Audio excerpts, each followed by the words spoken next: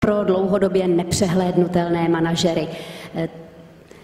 Ocenění přijdou předat Jaroslav Hanák, prezident Svazu průmyslu a dopravy České republiky, dále Pavel Kafka, prezident České manažerské asociace, a ten taky má tu důležitou obálku, a Jaroslav Wiesner, prezident Konfederace zaměstnavatelských a podnikatelských svazů. A já už tedy čekám, koho nám pan Kafka dnes uvede do síně slávy. No to i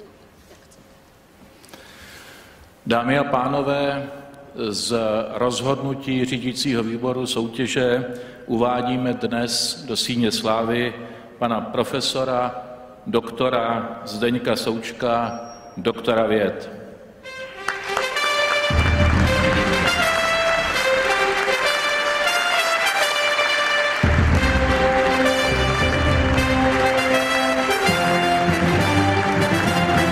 Pánové přicházejí, tedy Jaroslav Hanák, Pavel Kafka, ale především pan profesor Souček by se měl dostavit sem k nám na pódium. A kromě té klasiky, o které už jsem tu mnohokrát mluvila, tedy diplomu a odznaku ročního předplatného měsíčníku Osobní rozvoj, dostává taky exkluzivní dárek, to je kolekci grafických listů s námětem Pražského hradu, kterou věnovala společnost VSV Diamonds. A autorem grafických listů je majitel této společnosti Jan Šajbidor. Tak a ještě zdůvodnění, proč síň slávy právě pro Zdeňka Součka. Dámy a pánové, dovolte, abych citoval ze zdůvodnění. Profesor doktor Zdeněk Souček, kandidát věd a doktor věd, je nepřehlédnutelnou osobností v oblasti strategického řízení v České republice, kde posouvá neustále nejen teoretickou, ale i praktickou aplikaci tohoto oboru. Podílel se na tvorbě stovek úspěšných strategií podniků, které dnes tvoří páteř české ekonomiky. Učil, nasměroval a motivoval tisíce studentů při svém působení v podnicích, na Vysoké škole ekonomické, v manažerských školách i v cílených tréninkových kurzech pro vrcholové manažery.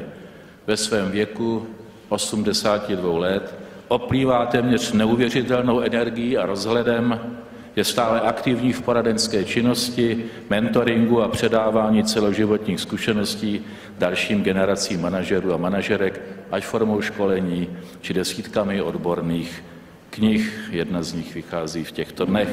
V neposlední řadě patří mezi první podporovatele a hybatele aktivit České manažerské asociace směrem k rozvoji a propagaci kvalitního managementu.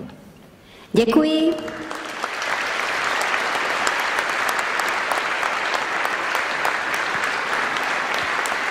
Jedna z o něch odborných knih je opravdu tady, tak já bych pana profesora poprosila, aby nám ji alespoň ve stručnosti představil.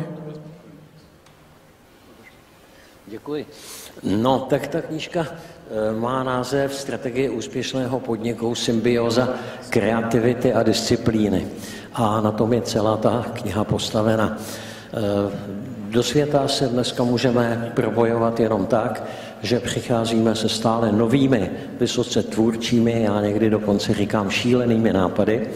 A ty nápady musíme umět také realizovat. Čili k tomu prvnímu úkolu musíme být kreativní a k tomu druhému úkolu musíme zavést železnou disciplínu v našich podnicích, které řídíme. To je podstata té knihy. Ráda bych se zeptala ještě na jednu věc. Kdy vy osobně jste přišel na tom, že vlastně ten klíč úspěchu je právě v symbioze kreativity, ale té disciplíny, která kolikrát bolí a je nepříjemná? No ale to je prostě nutné. Žádný počítač a žádný stroj nám nic nového nevymyslí. Počítače jsou jenom, jak říká Bill Gates, velkokapacitní idioti, jsou rychlí, ale hloupí.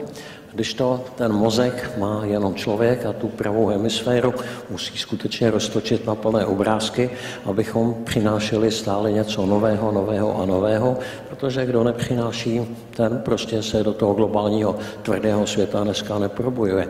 Ale současně tam musí být ta disciplína. Bez toho to nejde, protože procesy v podniku musí být vzájemně úzce propojené, lidé musí mezi sebou komunikovat, úkoly musí být neochvějně plněny, protože na každé místo, na každé naše pracovní místo, na každé místo na tom trhu čeká miliony a dneska už miliardy jiných, kteří o něj soutěží.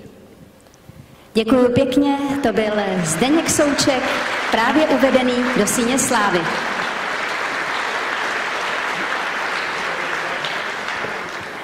Tak a před námi